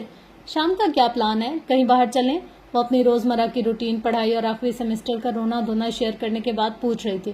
جنت کو مسز شیرازی کے ساتھ کچھ وقت گزارنا تھا، پھر طبیعت بھی کچھ ٹھیک نہیں تھی، اس لیے معذرت کر لی۔ میں خود بتاؤں گی تمہیں، پھر پلان کریں گے کچھ۔ آئمہ سے بات کرنے کے بعد کچھ دیر تک سائرہ خالہ کو سوچ کر فکر مند ہوتی رہی۔ کئی بار کانٹیکٹ نمبر ملا اور ہر بار کال کرتے کرتے رک جاتی تھی۔ ان ہی الجھنوں میں گھری بیٹھی تھی کہ زید اپنی ننھی بہن کا ہاتھ تھامے اسکول یونیفارم میں ہی اسکول سے واپسی پر سیدھا اس سے ملنے آ گیا تھا۔ وہ بہت خوش تھا۔ بچے مسز شیرازی سے مل کر اور ان کی پینٹنگز کا نظارہ کر کے آئے تو وہ کچن میں تھی، اپنے ننھے مہمانوں کی خاطر مدارت میں ہلکان ہوتی وہ ڈائننگ ٹیبل پر پلیٹیں رکھ رہی تھی جب اس نے فارس وجدان کو سیڑھیاں اترتے دیکھا۔ نیلی جینس پر سفید ٹی شرٹ میں ملبوس بھیگے بال سلیقے سے جمے ہوئے تھے، آنکھوں میں ہلکی سی سوجن ابھی بھی موجود تھی۔ زید کی نظر اس پر پڑی تو اس کا پھولا ہوا چہرہ مزید پھول گیا۔ گڈ مارننگ، ڈائننگ ہال سے گزرتے ہوئے اس نے کہہ دیا۔ گڈ آفٹر نون کہو، جنت کے منہ سے بے ساختہ نکلا۔ موصوف نے کلائی موڑ کر وقت دیکھا، پھر پیشانی مسلی جھک کر پلیٹ سے فرینچ فرائز اٹھائے اور راہداری کی طرف بڑھ گیا۔ شکایتوں کی پٹاری کھل گئی تھی۔ زید شروع ہو گیا۔ کہتے تھے آپ گھر پر نہیں ہیں، کبھی کہتے تھے آپ سو رہی ہیں، کبھی کہتے تھے آپ بیزی ہیں۔ میں نے آپ کو کارڈ بھی لکھا تھا، کینڈی بھی بھیجی تھی، میں سوزی کو بھی لایا تھا، انہوں نے مجھے ڈانٹ دیا۔ جنت نے بڑی مشکل سے اسے سمجھا بجھا کر اس کا غصہ ٹھنڈا کیا۔ اس دن ہم باہر کھیل رہے تھے، انہوں نے میرا فٹ بال مجھے واپس نہیں کیا۔ یہ ایک اور قصہ تھا۔ جنت نے کچھ حیرت سے اسے دیکھا۔ یہ تو وہ بھی نہیں جانتی تھی کہ فارس بچوں سے بھی الجھ پڑتا ہے، مگر ایسے الجھتا ہوگا کہ اس کی توقع نہیں تھی اس کو۔ آپ کو یہ بھی تو بتانا چاہیے تھا کہ فٹ بال میرے سر پر لگا تھا۔ فارس کی آواز پر جہاں زید چونکا، وہاں اتنے قریب سے اس کی آواز آنے پر وہ گڑبڑائی تو اس کی کرسی کے پیچھے بہت قریب سے جھکا ہوا تھا۔ ہاتھ بڑھا کر زید کی پلیٹ سے فرینچ فرائز اٹھا لیے۔ زید نے لڑاکا عورتوں کی طرح کیناتوز نظروں سے اسے گھورا، پھر اپنی پلیٹ پر دونوں ہاتھ رکھ لیے کہ اب اٹھا کے دکھاؤ۔ اس کی ننھی بہن بڑے مزے میں تھی، پرتجسس نگاہوں سے کبھی بھائی کو کبھی فارس کو دیکھتی، پھر دوسرے نوالے کے لیے منہ کھول کر جنت کی طرف رخ کر لیتی۔ وہ جیب میں والیٹ رکھتا باہر چلا گیا۔ مجھے یہ بالکل بھی ذرا سا بھی اچھے نہیں لگتے، زید نے 1000 بار کہے جانے والا جملہ ایک بار پھر دہرایا۔ وہ گہری سانس لے کر رہ گئی۔ وہ کچن کاؤنٹر پر موبائل ہاتھ میں لیے بیٹھی تھی جب صدر دروازے سے اندر داخل ہوتے ہی فارس وجدان کچن میں آ گیا۔ بچوں کے جانے کے بعد وہ ابھی اسے اکیلے نظر آئی تھی۔ کیسی ہو؟ اس نے فریج سے پانی کی بوتل نکالتے ہوئے پوچھا، آواز بھاری، لہجہ ٹھہرا ہوا۔ جیسی بھی ہوں، تمہیں اس سے کیا؟ فارس موبائل پر خود کو مصروف ظاہر کرتے اپنا غصہ نکالا۔ خیر سے اب تم یہ تو نہیں کہہ سکتی؟ جنت نے سر اٹھا کر ایک سلگتی نگاہ اس پر ڈالی۔ کہہ سکتی ہوں، بالکل کہہ سکتی ہوں، دانت پیس کر جواب دیا۔ فارس نے رک کر اسے دیکھا۔ وہ موبائل پر نظریں جمائے خود کو مصروف اور بے نیاز ظاہر کر رہی تھی، مگر آنکھوں میں غصہ صاف نظر آ رہا تھا۔ وہ اس کی موجودگی پر قطعاً خوش نہیں لگ رہی تھی۔ کیا ہم بات کر سکتے ہیں؟ کوئی بھی جواب دیے بغیر اس نے سر اٹھا کر یہاں سے وہاں دیکھا۔ کچھ اور نظر نہ آیا تو کٹنگ بورڈ پر پیاز اور چھری رکھی ہوئی نظر آ گئی۔ فوراً سے آستین چڑھا کر شروع ہو گئے۔ خیال تھا جب وہ اسے مصروف دیکھے گا تو کوئی بات نہیں کرے گا، مگر یہ اس کی خام خیالی تھی۔ فارس عین اس کے پیچھے آن کھڑا ہوا۔ میں طلاق بھی نہیں دینا چاہتا اور چاہتا ہوں کہ تم کورٹ بھی نہ جاؤ۔ اس کے لیے مجھے کیا کرنا چاہیے؟ جنت کی دھڑکنیں تھم گئی، سماعت پر یقین نہیں آیا۔ گردن موڑ کر اس نے فارس کو صدمے سے دیکھا۔ وہ اس کے پیچھے بے حد قریب کھڑا تھا۔ اتنا قریب کہ وہ اس کے کپڑوں سے اٹھتی مردانہ کلون کی خوشبو بآسانی محسوس کر سکتی تھی۔ مذاق اڑا رہے ہو تم میرا؟ خواہش کا اظہار کر رہا ہوں۔ غلط انسان کے سامنے غلط خواہش کا اظہار کر رہے ہو۔ رخ بدل کر وہ پھر سے پیاز کاٹنے لگی۔ میں اپنے بچے کی ماں سے بات کر رہا ہوں۔ جھک کر سرگوشی کی۔ جنت کے ہاتھ ساکت ہو گئے، دھڑکن تیز ہو گئی، پھر سنبھل کر لب بھینچ کر اسے دیکھا، گویا اپنے بچے کے لیے اس رشتے کو بحال کرنا چاہ رہے ہو۔ نہیں، یہ کام میں صرف تمہارے لیے کرنا چاہ رہا ہوں۔ وہ دم سادے اگلے کئی لمحوں تک ایک ہاتھ میں چھری دوسرے ہاتھ میں پیاز لیے کھڑی رہ گئی، یوں جیسے یقین کرنا چاہ رہی ہو اس سے یہ بات فارس وجدان نے کی ہے۔ اچھا مذاق ہے یہ، اذیت سے بڑبڑا کر رخ بدل گئی۔ مگر میں تو سنجیدہ ہوں۔ چھری پٹک کر اس نے رخ بدلا۔ مجھے ہرگز نہیں پسند کوئی مجھ پر ترس کھائے۔ اس کی آواز تیز ہوئی۔ تمہیں لگتا ہے میں تم پر ترس کھا سکتا ہوں؟ اس نے جنت کی آنکھوں میں جھانکا۔ وہ دم سادے کھڑی رہی۔ کیوں کر رہے ہو یہ سب؟ اس نے ضبط کر کے تحمل سے پوچھا۔ بتایا تو ہے تمہارے لیے کر رہا ہوں۔ میرے لیے؟ اسے سخت نظروں سے دیکھتے اس نے انگلی سے اپنی طرف اشارہ کیا۔ برداشت کی ایک حد ہوتی ہے اور وہ حد اس لمحے ختم ہو گئی تھی۔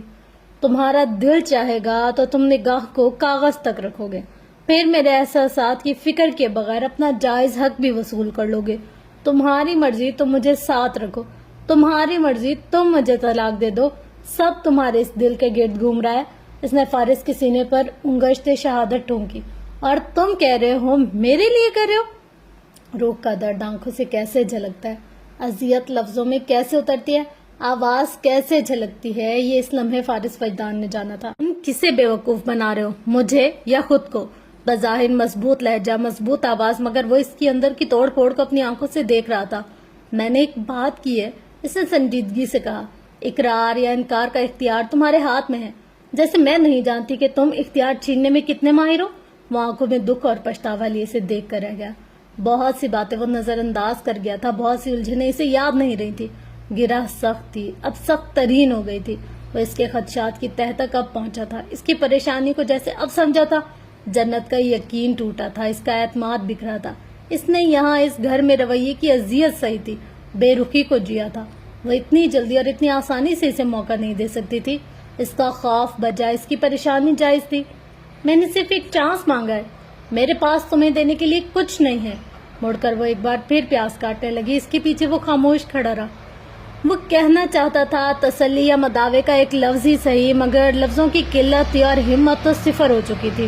وہ الٹے قدموں پیچھے ہٹا، جیبوں سے ہاتھ نکالے اور کچھ بھی کہے بغیر چلا گیا۔ جنت نے چھری رکھ دی، کنارے پر ہاتھ جمائے، سر جھکا گئی، آنسو بہنے لگے۔ اپنے آپ کو کسی نئے غم سے بچانے کے لیے اس نے پیاز کاٹنا شروع کی تھی، مگر اندر تک وہ پھر بھی کٹ گئی تھی۔ سارا دن خود سے الجھتے رہنے کے بعد شام تک سائرہ نے ہمت کر کے جنت کو کال کی تھی۔ انہیں ڈر تھا وہ کال ریسیو نہیں کرے گی، مگر اس نے کر لی تھی۔ السلام علیکم خالہ۔ اس کی آواز کمزور نہیں تھی، مگر جانے کیوں انہیں لگا جیسے جنت کمال کو مخاطب ہونے میں دقت کا سامنا کرنا پڑ رہا ہو۔ وعلیکم السلام۔ اتنی ہی مشکل انہیں ہوئی، اتنی ہی دقت، اتنی صحبتوں کے مراحل سے گزرنا پڑا تھا انہیں۔ اب وہ کیا کہیں اس سے، کس بات کا شکوہ کریں، کس امر پر خفگی دکھائیں، کیسے پوچھے اس نے گھر کیوں چھوڑا، ان سے رابطہ کیوں نہیں کیا، اپنے مسئلوں سے آگاہی کیوں نہ دی۔ وقت پوچھنے کا نہیں رہا تھا، اب اعتراف کی ساتھ تھی۔ مجھے معاف کر دو، کس قدر ہمت سے انہوں نے کہا تھا، اور دوسری طرف ایک صدمے بھری خاموشی چھا گئی۔ کس بات کی معافی خالہ؟ معافی تو مجھے مانگنی چاہیے، میں نے آپ سب کو پریشان کر دیا۔ موبائل کان سے لگائے، نفی میں سر ہلاتے ہوئے انہوں نے دوپٹے کے پلوں سے آنسو پونچھ لیے تھے۔ تم مجھ سے ناراض تھی، تم نے گھر چھوڑ دیا، لیکن مجھ سے بات نہیں کی۔ نچلا لب کاٹتے ہوئے وہ ذرا شرمندہ ہوئی۔ میں آپ پر بوجھ نہیں بننا چاہتی تھی، پہلے بھی میری وجہ سے آپ کو بہت پریشانی اٹھانی پڑی۔ سائرہ خالہ کا دل کٹ گیا۔ میں آپ کے پاس آ جاتی تو خاندان کے لوگ، وہ کچھ کہتے کہتے چپ ہو گئے۔ آپ کے لیے اور مسئلے کھڑے ہو جاتے خالہ۔ مشکل ترین حالات میں بھی وہ ان کی فکر کر رہی تھی، ان کے دل کا غم اور زیادہ بڑھ گیا تھا۔ میں نے تمہیں زبان سے بچانا چاہا، میں بھی صرف اسی سے بچنا چاہتی تھی۔ اس نے یوں کہا جیسے اس کے خواب نہیں تھے، خواہشات نہیں تھی۔ ایک غیر امین ٹھکانے سے وہ ایک امان والی جگہ پہنچ گئی تھی۔ اسے گھر نہیں چاہیے تھا، زندگی نہیں چاہیے تھی، دوری چاہیے تھی، خاندان سے، رشتوں سے، اذیتوں سے، تکلیفوں سے، طنز اور تانوں سے، اور ان سزاؤں سے جو کتنے سالوں سے وہ جھیل رہی تھی۔ اور تو کوئی خواہش تھی ہی نہیں اس کی۔ اس نے ظاہر کیا وہ تو کسی شے کی طلب ہی نہ رکھتی تھی۔ اب وہ تمہیں خوش دیکھنا چاہتے تھے۔ ان کی آواز لرز رہی تھی۔ जन्नत मैं इनकी वसीयत पर अमल नहीं कर सकी, इससे बहुत बड़ी गलती हो गई। ऐसा नहीं है, वो रूहान से हुई। ऐसा ही है बेटा, मैं तुम्हारी मुजरिम हूँ। खाला आई एम प्रेग्नेंट। किसकी दर हिम्मत से इसने कहा था। इनकी आंखों में नमी ठहर गई, लब साकित हो गए। बांझ है ये, बांझ, कभी मां नहीं बन सकती। अब मेरा बेटा ऐसे ही बे औलाद रहेगा सारी उम्र। इसकी ताई की आवाज, गुस्सा, नफरत, जन्नत के 5 सालों का सब्र इनकी आंखों में घूम गया।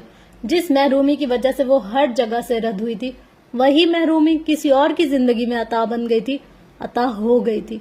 अल्लाह की हिकमत, अल्लाह के मामलात अल्लाह ही जान सकता है। वरना इनके जैसे लोग तो सिर्फ साहिल पर रुक कर गहराई का अंदाजा लगाया करते थे, खुद से मफरूजे घड़ा करते थे, अपनी नेहमतों पर इतराया करते थे, अपनी मसलिहतों पर मुस्कुराया करते थे। तुम माँ बनने वाली हो। खुशी से आंसू झलक पड़े। गम से मुर्दा होता दिल इस खबर पर जिंदा हुआ। वो रो पड़ी। अब आप कैसे सोच सकती है मैं खुश नहीं होंगी। इसकी आवाज भीगी हुई थी। सायरा खाला एहसास नदामत में गिर गई। वो अब भी इनके मुतालिक खुशगुमान थी। एक लम्हे के लिए भी गलत नहीं सोच रही थी, उल्टा नहीं समझना चाहती थी, इन्हें तसल्ली दे रही थी। मुझे यहाँ आकर पता चला है, खुशी एक नेमत है और सुकून इससे भी बड़ी नेमत। खुशियों का ताल्लुक दुनियावी नेमतों से है और सुकून का ताल्लुक सिर्फ अल्लाह से। दिल अल्लाह से जुड़ जाए खाला तो फिर जिंदगी कितनी ही मुश्किल क्यों ना आसान हो जाती है। इसका एक एक लफ्ज इनके दिल की अथाह गहराइयों में उतर गया। वो कितनी खालिस थी, उन्होंने कभी समझा ही नहीं। तुम कितनी बड़ी बातें करने लगी हो। उन्होंने हाथ की पूंछ से आंसू साफ किए। वो हंसती। बड़ी बातें समझने के लिए बड़ी बड़ी आजमाइशों से गुजरना पड़ता है। अब सब ठीक है ना। और फारिस तुम्हारे साथ कैसा है। जन्नत की गुमशुदगी के बाद फारिस की दीवानावार जुस्तजू और फिक्रमंदी वो अपनी आंखों से तो देख ही चुकी थी, मगर अब जैसे वो आंखों पर यकीन नहीं रखना चाहती थी। अब गहराई में उतरना चाहती थी, अब खाला होना चाहती थी। कोई भी मसला हो तो मुझे बताओ, मैं तुम्हारे खालू और इससे बात करेंगे, इसे समझाएंगे। वो लम्हे भर के लिए खामोश हुई थी, मगर चाहकर भी कोई शिकायत शिकवा न कर सकी। जहन ब्लैंक हो गया। यूं लग रहा था जैसे इंसानों को बताने के लिए अब तो कोई मसला है ही नहीं, जैसे पहले ही सब मामलात अल्लाह ने संभाल लिए थे तो अब भी वही संभाल लेगा। जन्नत, अब तो सब ठीक है खाला, सोच समझ कर कहा। घर छोड़ना मेरी गलती थी, फारिस ने थोड़ी ना निकाला था। गो के पैरों तले जमीन नहीं थी, न सर पर आसमान रहा था, मगर जिस फिजा में वो मौलिक थी, इस फिजा ने दोनों को जोड़ रखा था। बात खत्म हो गई। फोन बंद हो गया। सायरा को यूं लगा जैसे मसला सुलझ गया हो, जमीर की मुलामत थोड़ी कम हो गई हो, मगर बेसुकूनी हुंजो कायम थी। आपने अपनी तरफ से मेरे लिए बहुत अच्छा सोचा, मुझे आपसे कोई भी गिला नहीं। रात का जाने कौन सा पहर था कि इसकी आंख खुल गई। कमरे में अंधेरा था, बराबर में मिसेज जमान। इसे अपनी तबीयत में गैर मामूली पंसा एहसास हुआ। शायद चक्कर आ रहे थे या मतली सी हो रही थी। इसने उठने की कोशिश की तो सर घूम गया। चंद लम्हों तक गहरी सांसें लेती रही, फिर उठकर बाहर आ गई। इसे यकायक क्या हुई। शाम को ली जाने वाली खुराक बाहर थी। वॉश बेसिन पर गिरफ्त जमाए इसने खुद को आईने में देखा। शक्ल धुंधली और चेहरा बिल्कुल सफेद हो रहा था। लाउंज पे आ गई। इसे याद था सायरा खाला के फोन के बाद वो मिसेज शिराजी से बातें करते करते इनके कमरे में ही सो गई थी। इसका जहन माऊफ हो रहा था, आंखों पर धुंध सी छाई हुई थी। इसने पेशानी को मसला और फिर आंखों को मसला। नजरें सीढ़ियों की तरफ थी और ऑफिस के अध खुले दरवाजे की तरफ गई। क्या फारिस अंदर था। इसने उठकर बैठते हुए मुश्किल सांस को बहाल किया, फिर कुछ कुव्वत पैदा करके इसे आवाज दी। रोशनी मौजूद रही, दरवाजा साकित रहा। नहीफ आवाज इस तक नहीं पहुंची, इसे बेख्तियार रोना आया। फारिस, कुशन उठाकर फेंका। अब वो रो रही थी, दिल फटा जा रहा था। अजीब वहशत और घबराहट हो रही थी। मंजर कुछ और धुंधलाया, कुव्वत कुछ और मिट गई। इसे लगा वो नहीं आएगा। फारिस, एक बार फिर इसे पुकारा। यकायक दरवाजा खुल गया। इसने फारिस को बाहर निकलते और फिर उजलत में इसकी तरफ आते देखा। क्या हुआ, तुम ठीक हो। कंधों से ताम कर पूछा। आंखों में फिक्र, लहजे में परेशानी थी। इसने रोते हुए नफी में सर हिलाया, जो अब बेजान वजूद हो रहा था। इसे लगा वो बस मरने वाली है। जन्नत, वो आखिरी आवाज थी जो इसने सुनी, वो आखिरी चेहरा था जो इसने देखा। रोशनी तेज हो गई, आवाजें मध्यम, जैसे कोई पुकारते हुए दूर, बहुत दूर होता जा रहा हो। और फिर सब तारीख। दाहिने हाथ की पुष्ट पर कहीं चुभन का एहसास हुआ। जहन पर छाई हुई धुंध छटने लगी। आवाजों को मफहूम मिल गया। इसका बायां हाथ सर्द किसी की गिरफ्त में था, नरम सी गिरफ्त, जैसे नाना के हाथों की हुआ करती थी। इसने उंगलियों को जंबिश देते हुए हाथ बंद करना चाहा। जहन एक बार फिर गनूदगी में चला गया। दोबारा इसे होश आया तो अस्पताल के कमरे में नीम तारीकी सी थी। नाना वहां कहीं नहीं थे। दाहिने हाथ पर ड्रिप लगी थी। सामने ही खिड़की के पास फारिस मोबाइल पर हाथ में लिए इसे होश में आता देखकर इसके पास आया। کیا کیا ہوا مجھے؟ اس کی آنکھوں میں خوف سمایا ہوا تھا. کچھ نہیں، سب ٹھیک ہے، لیٹی رہو. فارس نے ہاتھ تھام کر تسلی دی. تکیے پر سر رکھتے ہوئے اس نے دائیں ہاتھ سے پیشانی کو چھوا. اب کیسی طبیعت ہے؟ وہ برابر میں بیٹھ کر پوچھ رہا تھا. آنکھوں میں فکر تھی. ٹھیک ہوں، اس نے کہا. سر ابھی بھی کچھ بھاری تھا مگر پہلے جیسی حالت نہیں تھی. گہری سانس لے کر کمرے کا جائزہ لیا. نیلگو روشنی میں ایک پوری اسرار سی خاموشی چھائی ہوئی تھی. کھڑکی کے اس پار رات ابھی بھی واقع تھی. کیا ٹائم ہو رہا ہے؟ اس کی آنکھیں کچھ دیر کے لیے کھلتی تھی پھر بند ہو جاتی تھی. 2:30 بج رہے. مجھے بھوک لگ رہی ہے. اختلاف، ناراضگی، غصہ اپنی جگہ مگر رزق پر کوئی سمجھوتا نہیں. میں کھانے کے لیے کچھ لے کر آتا ہوں. ایک نرم سی نگاہ اس پر ڈالتے وہ اٹھ گیا. خشک لبوں کو تر کرتے ہوئے جنت نے گہری سانس لی. فارس تم یہاں؟ وہ دروازہ کھول کر باہر نکلا ہی تھا جب کوئی عورت اس کے سامنے آ گئی تھی. خیریت ہے؟ جنت کی آنکھیں کھل گئی. بے ساختہ دروازے کی طرف دیکھا. My wife is not feeling well. اس نے سنا. فارس کی پوچھ نظر آ رہی تھی. اوہ کیا ہوا دینا کو؟ ٹھیک تو ہے وہ؟ میری تو کافی عرصے سے ملاقات ہی نہیں ہوئی. جنت کی دھڑکن تھم گئی. فارس نے ہاتھ کھلا دروازہ کھینچ کر بند کر دیا. آوازیں معدوم ہو گئی. دروازے کے نیچے قدموں کے آثار بھی غائب ہو گئے. کمرے کی خاموشی وجود میں اتر آئی. شب کا اندھیرا آنکھوں میں حلول کر گیا. وہ چند لمحوں تک دم سادے پڑی رہی. پھر کروٹ بدل کر آنکھوں پر بازو رکھ لیا. اور صاف منزل میں ایک سے زائد کام والیوں کا اضافہ ہو چکا تھا. شادی کے دن قریب تھے تو اس کے حصے کا کام بھی بڑھ گیا تھا. آج سمرین کی مہندی تھی. مہمانوں سے بھرے گھر میں ہر طرف رنگ پرنگے آنچل ہی نظر آ رہے تھے. کوئی آ رہا ہے، کوئی جا رہا ہے. وہ بچے کے ساتھ ہی چھوٹے موٹے کام نپٹا رہی تھی اور گاہے بگائے آنے والے مہمانوں اور رشتہ داروں کا بھی جائزہ لے رہی تھی. بچے کی ماں طارق صاحب کی سگی بہن تھی. اپنی بھتیجی کی شادی پر تو ضرور آئے گی مگر اسے ابھی تک کوئی ایسی عورت نظر نہیں آئی جس کے متعلق وہ یہ گمان کرتی کہ وہی اس بچے کی ماں ہوگی. زیادہ تر چہروں کو وہ پہچانتی تھی. کوئی نیا چہرہ نظر نہیں آ رہا تھا. مہمانوں کی دیکھ بھال اور انہیں مشروب پیش کرنے کی ذمہ داری اس پر آئی تو اس نے اس ننھی جان کو کچن کے دروازے پر بٹھا دیا. سغرا کو اس پر نظر رکھنے کا کہا. ٹرے اٹھائے سیڑھیاں چڑھ گئی. خیال تھا بس 2 منٹ میں پیش کر کے نیچے آ جائے گی مگر 2 سے 10 منٹ لگ گئے. نیچے آئی تو سغرا اسے اٹھائے کھڑی تھی. بچہ درد کی شدت سے چیخ چیخ کر نڈال ہو چکا تھا. ہائے اللہ جی، سے کیا ہوا؟ وہ بوکھلا گئی. دروازے میں ہاتھ آ گیا. ننھے سے ہاتھ سرخ پر نظر پڑتے روبی کے پیروں تلے گویا زمین نکل گئی. میں کہہ کر گئی تھی اس کا خیال رکھیو. آئے ہائے کتنے کام دیکھوں میں. سغرا تپی کھڑی تھی. وہ روتے بھی لگتے بچے کو اٹھائی. اسی وقت طارق صاحب کے پاس چلی گئی جو کھانے کا حساب دیکھ رہے تھے. وہ جی، بچے کا ہاتھ آ گیا دروازے میں.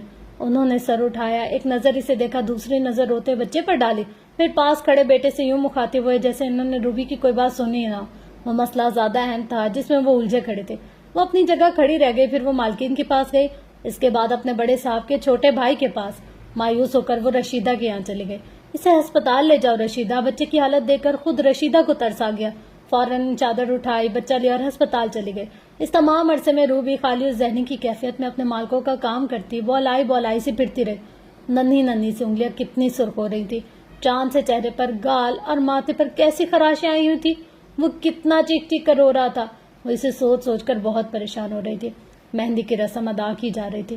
فارغ ہو کر وہ باہر صحن کی سیڑھیوں پر جا بیٹھی. کیا کار ٹچ موبائل ہاتھ میں تھا. منتظر نگاہوں سے اسکرین کو تک رہی تھی. بیلنس تو تھا ہی نہیں کہ کال کر لیتی، نہ ہی کبھی کال کرنے کی ضرورت پیش آئی. اماں فون کرتی تھی. یک موبائل بج اٹھا. رشیدہ کی کال تھی. میں پہنچ گئی ہوں گھر، اب آ جا. وہ فوراً سے اٹھ کر دروازے کی طرف بھاگی. اجرت میں قدم اٹھاتی دائیں طرف گلی میں مڑ گئی اور جو پہلے دروازہ نظر آئے اسے کھول کر اندر چلی گئی. بالکل سامنے رشیدہ چارپائی پر بیٹھی تھی. بچہ پہلو میں ہی سویا پڑا تھا. کچھ بے قراری سے وہ اس پر جھکی. اس کا ماتھا چما. اس کے ننھے سے ہاتھ کو دیکھا جس پر پٹی بندھی ہوئی تھی. ایک ہاتھ سے پنکھا جلتے ہوئے رشیدہ نے ٹھنڈی آ بھری. ڈاکٹرنی نے تو مجھے اچھی خاصی جھاڑ پلا دی ہے. سمجھ رہی تھی میرا بچہ ہے، میری لاپرواہی سے دروازے میں ہاتھ آ گیا ہوگا. اور چوٹ تو صرف ایک تو نہیں تھی روبی. کل سائمہ بی بی کے بیٹے نے دھکا دیا تھا تو سیڑھی سے گر گیا. اس نے گلوگیر آواز میں بتایا. رشیدہ گہری سانس لے کر رہ گئی. دیکھ رشیدہ، سر اٹھا کر مخاطب ہوئی، یتیم بچے کے لیے ایک ذرا سا کام ہی تو کہا ہے تجھے. تو ایسے کہہ رہی ہے جیسے یہ کام بہت آسان ہو. بھائی مجھے کیا پتا اس کا چچا کون ہے، کہاں رہتا ہے، نہ مجھے اس کی ماں کی کوئی خبر. تو اتنے سالوں سے ان کے پڑوس میں رہ رہی ہے، کچھ تو پتا ہوگا تجھے، کچھ تو. دیکھ مجھے بس اتنا پتا ہے وہ کوئی بڑا امیر آدمی ہے، اسلام آباد میں رہتا ہے بس. رشیدہ نے باقاعدہ سر پر دوپٹہ جماتے ہوئے ہاتھ کھڑا کیا. تو اپنے گھر والے سے بات تو کر، کچھ تو پتا ہوگا اسے. مجھے بس فون نمبر چاہیے یا پھر گھر کا پتا، باقی میں سب خود دیکھ لوں گی. رشیدہ نے تعجب سے اس دان پان سی لڑکی کو دیکھا. جس کا خود کا کوئی سہارا نہ تھا، وہ لاوارثوں کی طرح پلتے اس بچے کے لیے سہارا ڈھونڈ رہی تھی۔ کیا خبر تیری یہ نیکی اللہ کو پسند آ جائے اور وہ تیرے لیے آسانیاں کر دے۔ وہ منت سماجت پر اتر آئی تو رشیدہ نے ٹھنڈی آبری، اچھا ٹھیک ہے، بات کروں گی میں، لیکن وعدہ نہیں کر سکتی۔ روبی نے خوش ہو کر ممنون نگاہوں سے اسے دیکھا، پھر بچے کو احتیاط سے بازوں میں اٹھا لیا۔ دوائیوں کا شاپر بھی ساتھ تھا۔ ڈاکٹر نے کہہ رہی تھی بچہ بہت کمزور ہے، صحت کا خیال رکھو۔ تشویش سے کہا، جتنا ہو سکے رکھتی تو ہوں، دودھ میں پانی ڈال کے دیتی ہوں، بڑی بیگم ایک ایک چیز پر نظر رکھتے ہیں۔ رشیدہ کو افسوس ہوا، تم میرے سے لے جائیے کچھ چاہیے ہو تو۔ ظالم لوگ اللہ کی قہر سے نہیں ڈرتے، یتیم کے ساتھ ایسا سلوک۔ وہ اسے سینے سے لگائے چوکھٹ عبور کر گئی۔ گھر پہنچتے سیدھا اپنے کمرے میں گئی۔ بچے کو احتیاط سے سلانے کے بعد چارپائی کو کھینچ کھانچ کر کھڑکی کے پاس رکھا۔ برابر میں بیٹھ کر بہت نرمی اور افسوس سے اس کے چہرے کو دیکھتی رہی۔ لمبی پلکوں پر جگہ جگہ نمی ٹھہری تھی۔ ستا ہوا گلابی چہرہ کتنا زرد ہو رہا تھا، ننھے ننھے سے ہونٹ بھیجے ہوئے تھے۔ وہ واقعی بہت کمزور لگ رہا تھا۔ بس کچھ دن اور میں تجھے یہاں نہیں رہنے دوں گی۔ اس کے گرد بازو ڈالے تسلی دی۔ کھڑکی کے اس پار عین سامنے شادی والا گھر روشنیوں سے جگمگا رہا تھا۔ مہمانوں کی آمد رفتہ حال جاری تھی۔ دروازے کے پاس ہی طارق صاحب کھڑے تھے، کچھ پیسوں کا حساب کتاب کرتے ہوئے۔ اللہ کے قہر کو دعوت دیتے لوگ اللہ کے نام پر، صدقہ خیرات کے نام پر اچھی خاصی رقم نکالنے کا سوچ رہے تھے تاکہ ان کی اولاد کی خوشیاں سلامت اور محفوظ رہیں۔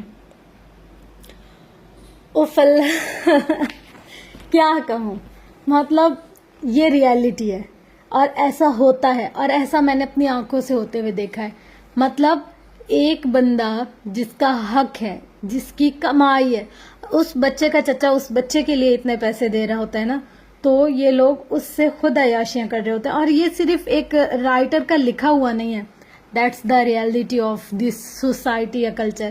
ہمارے تو یہاں ایسا ہوتا ہے بہت زیادہ، اور دیکھنے میں بھی آیا کہ جب کوئی مظلوم ہوتا ہے نا، تو کوئی اگر اس سے 1% بھی اوپر کے لیول پر ہے نا، لائک اگر بھتیجی ہے اور اس کا مطلب وارث کوئی نہیں ہے، تو لوگ اس کو اور دبانے کے لیے، اب جیسے اس کا بھتیجا ہے، اس کے اوپر ماں نے چھوڑ دیا اس کو، یار سب سے بڑی چیز کہ اس کی بیچارے کی ماں نے اس کو چھوڑ دیا تو باقی کیا بچ گیا پیچھے۔ مطلب یار ماں باپ کیوں اتنے ہو جاتے ہیں؟ اگر آپ لوگ ایک بچے کی کیئر نہیں کر سکتے، اس کو سنبھال نہیں سکتے، اس کو پال نہیں سکتے، اول کہ اس کو دنیا میں لائے کیوں آپ، اگر آپ اس کی کیئر نہیں کر سکتے؟ اللہ نے ایک فرض آپ کو دیا، ایک ذمہ داری، ایک آپ کے سر پر اللہ نے ایک مطلب اپنی طرف سے ایک برڈن ڈالا ہے، آپ کو اس کو ایسے دیکھنا چاہیے سب کچھ۔ مطلب آج کل کی مائیں بہت بے حس ہو گئی، ان کو فرق ہی نہیں پڑتا ان کے بچے کس طریقے سے سروائیو کریں، کیا کریں، بس ان کو یہ کہ ہماری خوشیاں، ہماری زندگی، ہمارا سکون برقرار رہے۔ اب جیسے دیکھا جائے تو بہت سارے ایسے ہم لوگوں کے ارد گرد بھی سٹوریز دیکھنے میں آتی ہیں کہ اگر ایک جگہ ماں کی نہیں بنی نہیں، شوہر اچھا نہیں تھا، نشہ تھا، شراب تھا، جو بھی تھا، کماتا نہیں تھا، ہڈ حرام تھا، کچھ بھی تھا، اس نے اپنے شوہر سے ڈائیورس لے لی۔ اب وہ اگر کسی اور جگہ شادی کرتی ہے تو بچے چلے جاتے ہیں ننیال میں، اور ننیال میں ان بچوں کا کیا حال ہوتا ہے کوئی پوچھنے والا نہیں ہوتا۔ اور اگر یہی بیچارے اگر ددیال میں چلے جائیں، سب سے پہلی بات تو کوئی ظلم کرے یا نہ کرے، ایک جو تانے ہوتے ہیں نا وہ بچوں کو جینے نہیں دیتے۔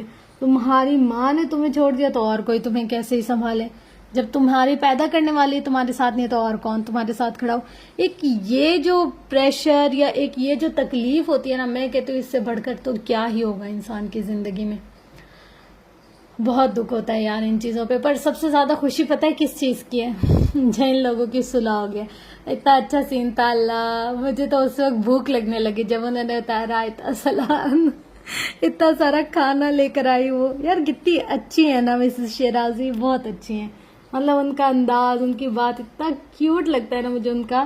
اور ایسی سانسیں بھی ایگزٹ کرتی ہیں اس دنیا، ایگزسٹ کرتی ہیں، ایگزٹ تو پھر ایگزٹ ہی ہو جائے گا نا، ایگزسٹ کرتی ہیں اس دنیا میں۔ خیر انشاءاللہ ملتے ہیں نیکسٹ ایپیسوڈ میں، تب تک کے لیے اپنا گرد و نواح اہل و عیال کا بہت زیادہ خیال رکھیے گا اور مجھے اپنی دعاؤں میں یاد رکھیے گا۔ لو یو آل، اللہ حافظ۔